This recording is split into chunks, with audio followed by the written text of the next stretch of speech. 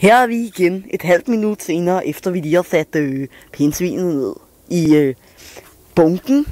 Og hvis vi kigger her, så kan vi simpelthen se, der er jo helt mørkt derinde. Jeg kan godt fortælle jer, selvom det godt kan være lidt svært at se, der er faktisk ikke noget pindsvin. Det er faktisk kravet væk. Til gengæld så er der kommet en lille snegl. Se her. Snegle, de er jo meget, meget specielle. På grund af, at de klistrer. Sådan, man kan klistre dem fast på ting. Se. Sådan dyt. Man klistrer den lige fast. Her klister vi den lige fast. Så, sådan der. Den klistret fast. Se, så falder den ikke ned. Se, hun er en glad pige, hendes søster lille. Nå, så faldt sneglen. Splat, sagde det.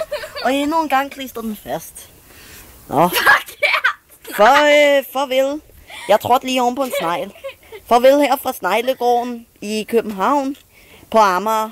Det kan være, vi ses en anden gang. Næste afsnit handler om bænkebider.